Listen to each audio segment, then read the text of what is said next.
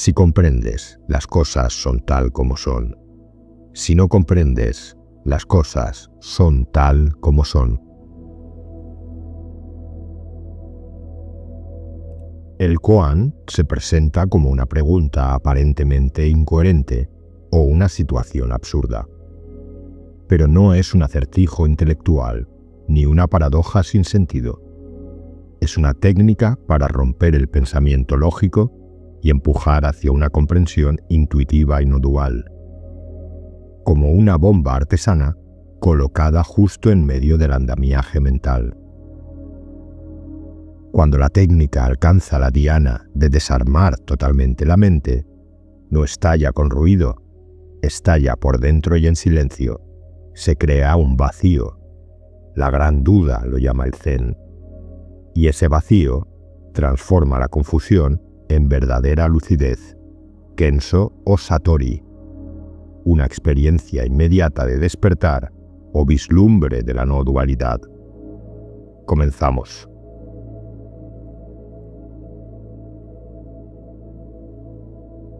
Origen del koan. Koan significa caso público en chino, pues eran expedientes judiciales.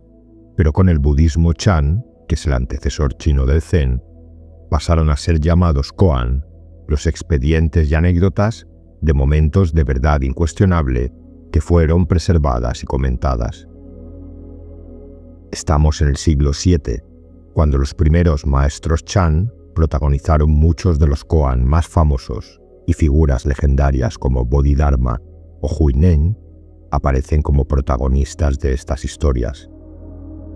En aquella China conviven budismo mahayana llegado de la India, taoísmo y confucianismo.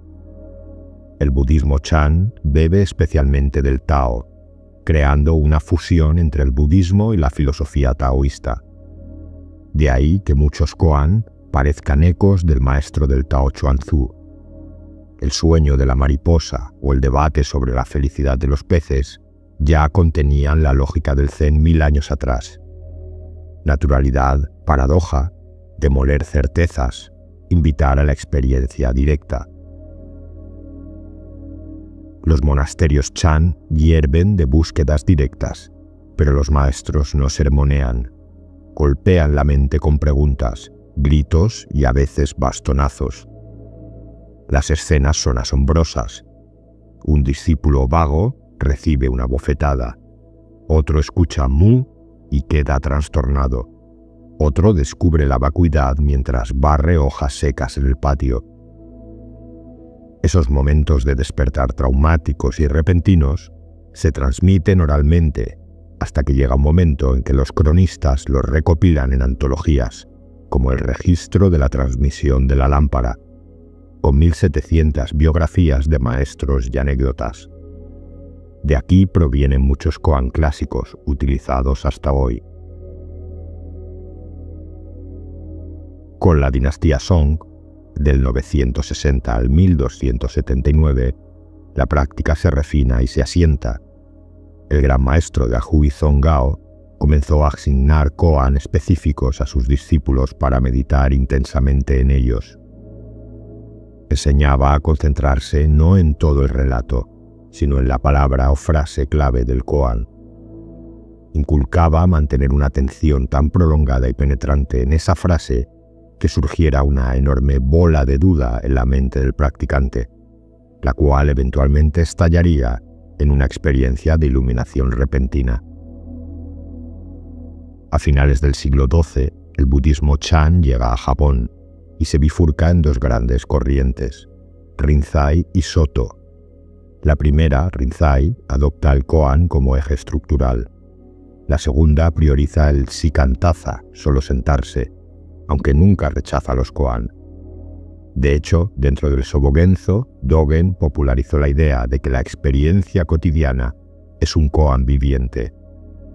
Gengo koan, el koan que se manifiesta, el ladrido del perro, la puerta que se abre, la luz al amanecer. Y ya en el siglo XVIII, Hakuin Nekaku observa que los monjes se limitan a repetir fórmulas sin vivencia y decide revivir el koan. estructura todo un sistema de koans. El koan de barrera para romper el intelecto, el koan de plenitud para profundizar la no dualidad, koan de compasión y ética para integrar la realización en el mundo. Cada fase que el monje logra superar se verifica en entrevistas privadas frente a un maestro, Tokusan, que escucha la respuesta del discípulo, ya sea un grito, una reverencia o un silencio intenso, y determina si proviene de un vislumbre no dual genuino o es una mera imitación.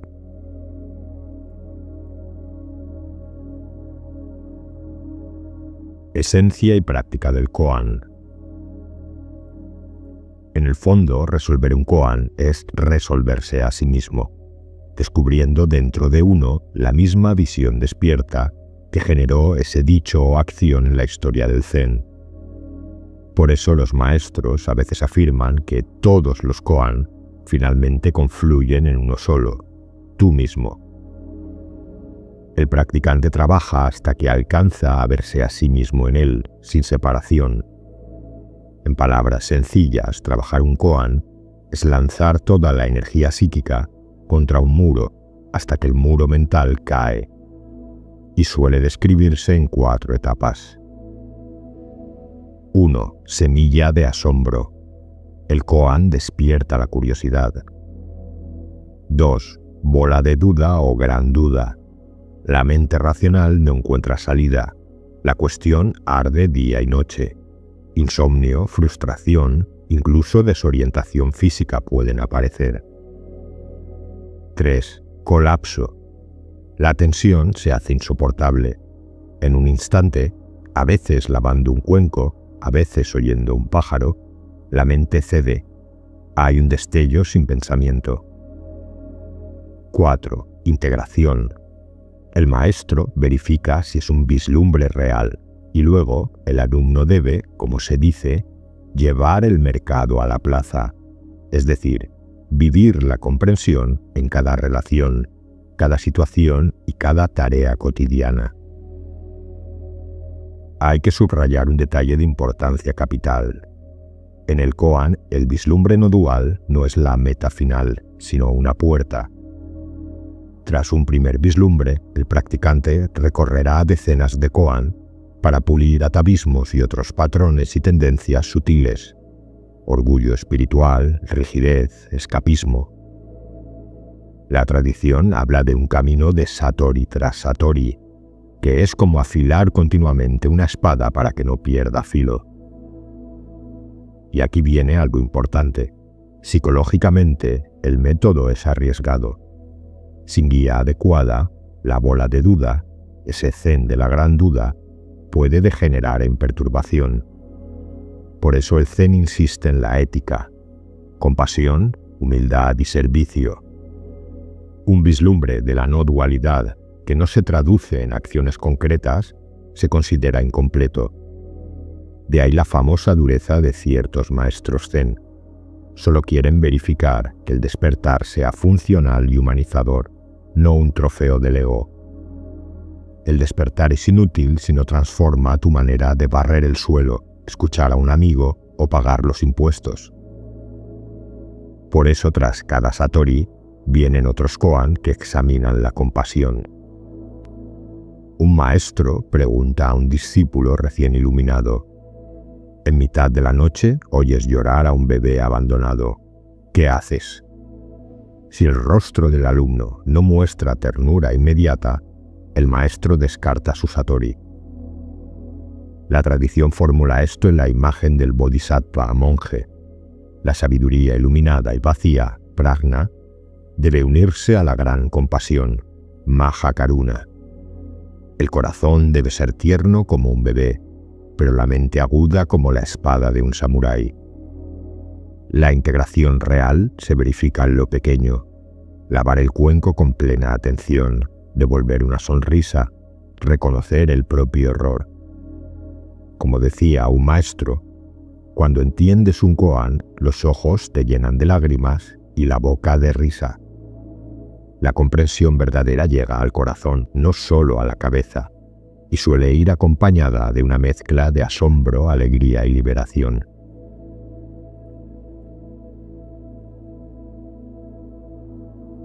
20 koan que siguen diluyendo mentes. Ahora vamos directos a escuchar 20 koan célebres de la tradición zen, con sus historias tal como aparecen en textos clásicos o transmitidas oralmente. Todo es lo mejor. Cuando el maestro Banzan paseaba por el mercado, escuchó a un cliente decirle al carnicero: «Dame el mejor pedazo de carne que tengas». El carnicero replicó: «Todo lo que hay en mi tienda es lo mejor. No puedes encontrar aquí ninguna pieza que no sea la mejor». Al oír estas palabras, Banzan alcanzó la iluminación. La luna no puede ser robada. El maestro zen Ryokan vivía con sencillez en una choza de montaña. Cierta noche un ladrón visitó la choza, pero no encontró nada que robar. Ryokan regresó y lo sorprendió. «Has venido de lejos a verme. No deberías irte con las manos vacías. Toma mis ropas como regalo». El ladrón, desconcertado, tomó la ropa y huyó. Ryokan, desnudo, se sentó a contemplar la luna llena y pensó: «Pobre hombre, ojalá pudiera darle esta hermosa luna». Zen en cada instante. Tras 10 años de estudio, el monje Tenno se consideraba listo para enseñar y visitó al maestro Nanin en un día lluvioso. Tenno llevaba zuecos de madera y un paraguas. Después de saludarlo, Nanin observó: «Supongo que dejaste tus zuecos en el vestíbulo. ¿Está el paraguas a la izquierda o a la derecha de tus zuecos?» Tenno no supo qué responder, dándose cuenta de que no mantenía su conciencia zen en cada momento. Avergonzado, se quedó otros 6 años como discípulo de Nanin para realizar el zen a cada instante. El camino verdadero. Momentos antes de morir, el anciano Ninakawa recibió la visita del maestro Ikkyu. «¿Quieres que te guíe?», preguntó Ikkyu. «Vine solo y solo me iré», respondió Ninakawa. «¿Cómo podrías ayudarme?». Ikkyu replicó: «Si piensas que en verdad puedes venir o ir, esa es tu ilusión. Déjame mostrarte el camino en el que no hay ni venir ni ir». Al oír estas palabras tan claras, Ninakawa sonrió en paz y falleció iluminado. Nansen corta el gato. En el monasterio del maestro Nansen, los monjes de la sala este y oeste discutían acaloradamente sobre la posesión de un gato. Nansen, viendo la disputa, agarró al gato y les dijo: «Si alguno de ustedes dice una sola palabra correcta, salvará al gato». Nadie respondió. Nansen entonces, con determinación, cortó al gato en 2. Por la tarde, el monje Josu, que estaba ausente, regresó, y Nansen le contó lo ocurrido. Josu escuchó, se quitó las sandalias, se las puso sobre la cabeza y salió caminando en silencio. Nansen declaró: «Si hubieras estado aquí, habrías salvado al gato». No hay cultivo. Una monja preguntó a la maestra Manseong Sunim: «¿Cómo cultivo el camino de Buda?».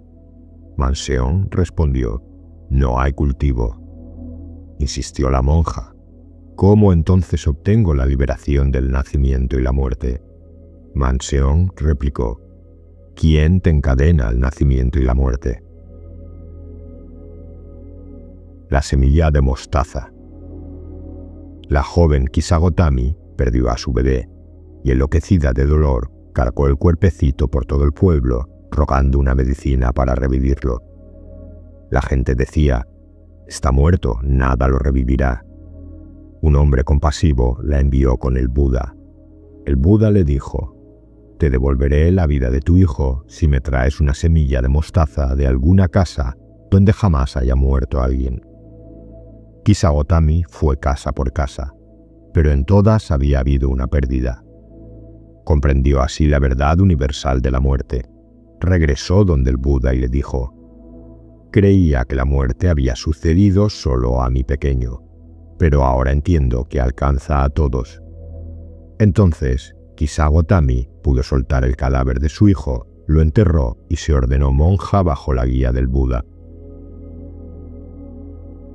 El espejo de Tokeiji.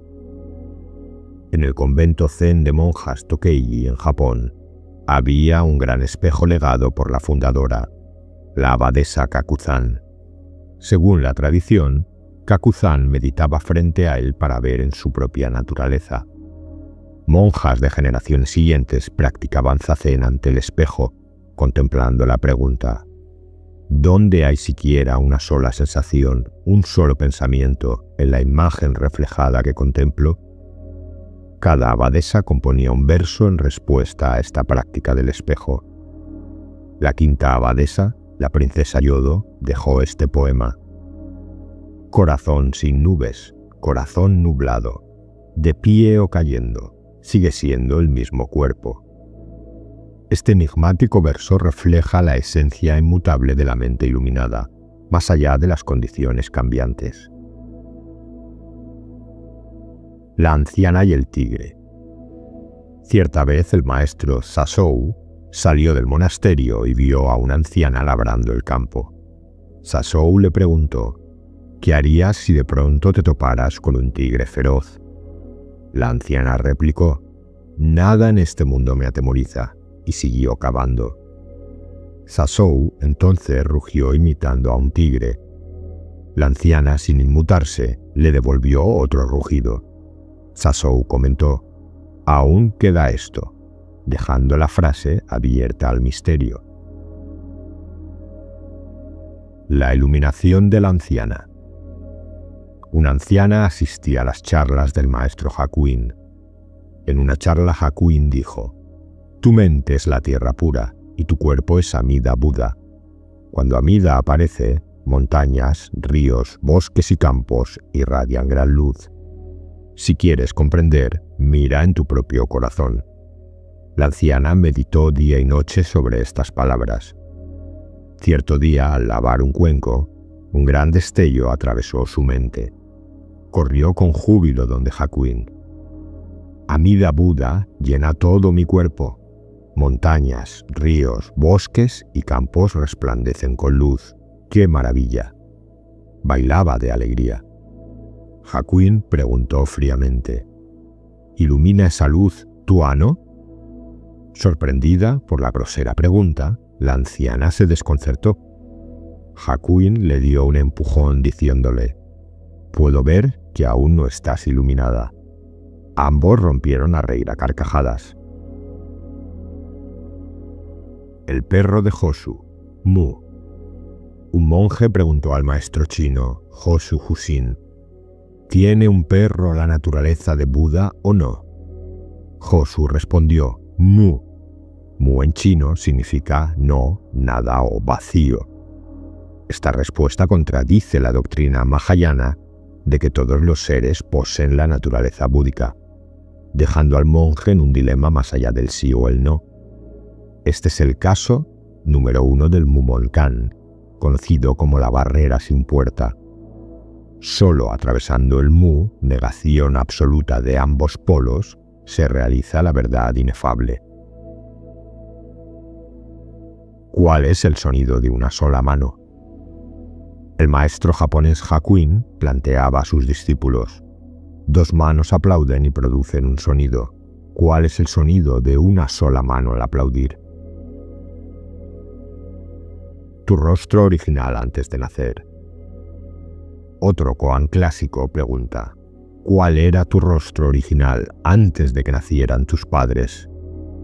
Esta pregunta, atribuida a veces al sexto patriarca Huineng, apunta a la naturaleza esencial del ser, ese rostro metafórico que teníamos antes de asumir cualquier forma o identidad, es decir, la mente original no nacida.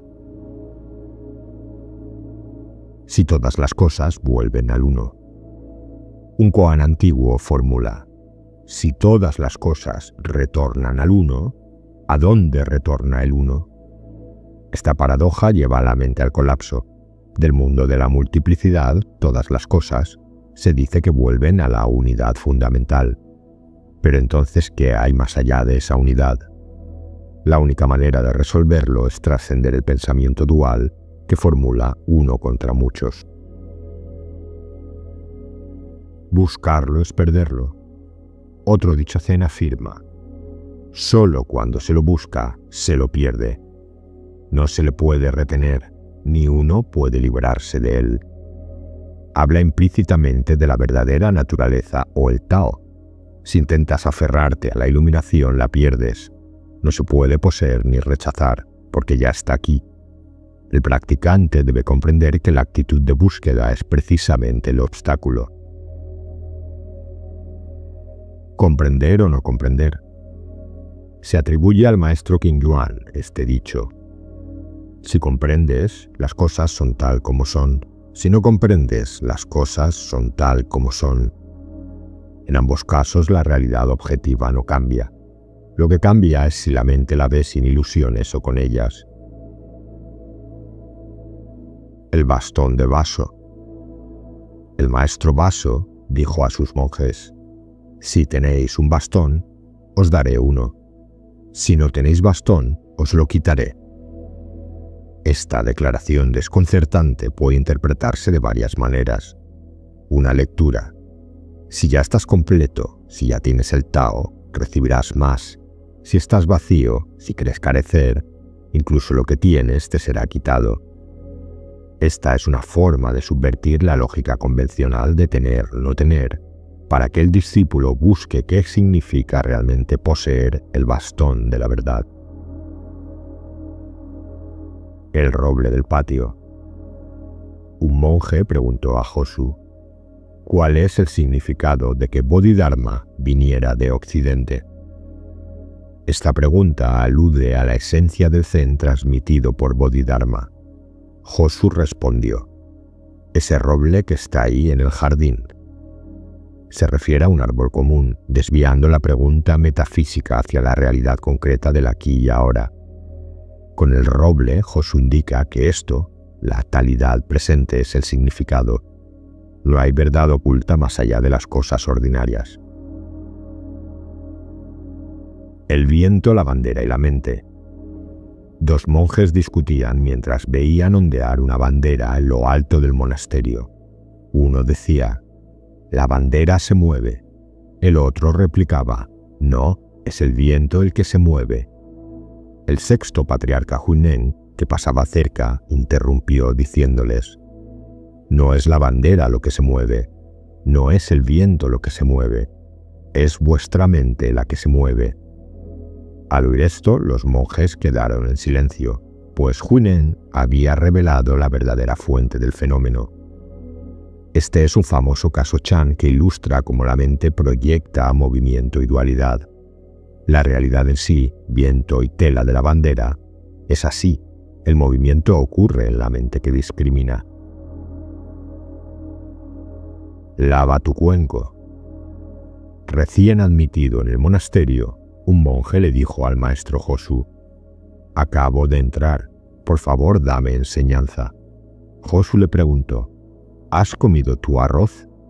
El monje respondió: sí, ya comí. Entonces Josu le dijo: entonces ve y lava tu cuenco. Al oír esto, el monje alcanzó una súbita realización.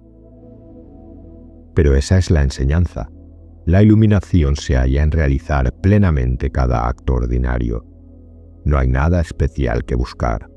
Lava tu cuenco implica: continúa tu vida con atención, porque eso es Zen.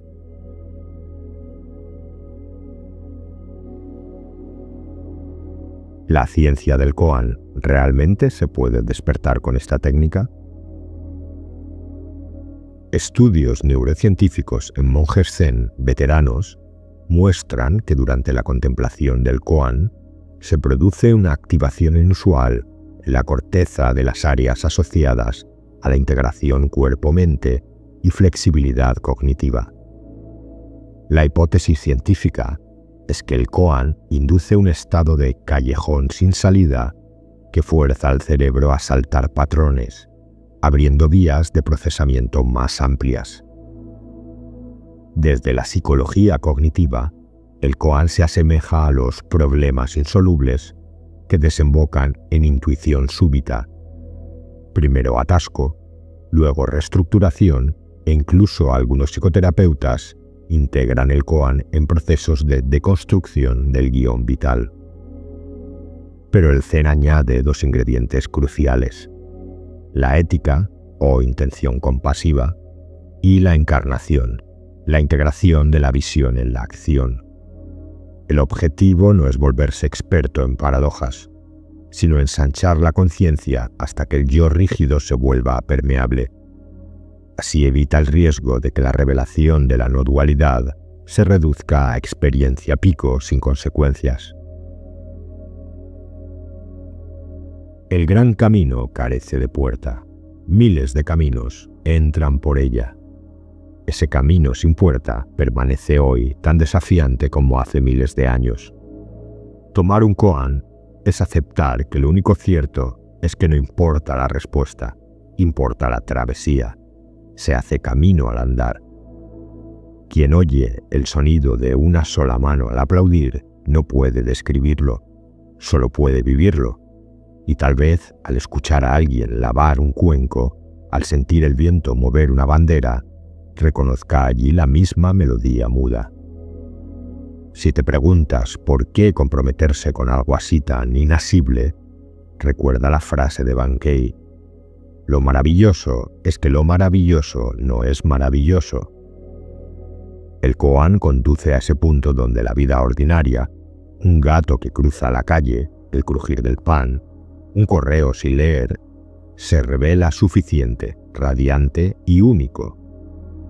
Y ahí termina el afán de búsqueda y empieza la gratitud sin objeto. He ahí el don del koan: romper la mente para que la vida aparezca desnuda, exacta y libre. Cuando dejes de escuchar el vídeo, cierra los ojos y permite que este koan siga hasta que koan y quien escucha se disuelvan. Si comprendes, las cosas son tal como son. Si no comprendes, las cosas son tal como son.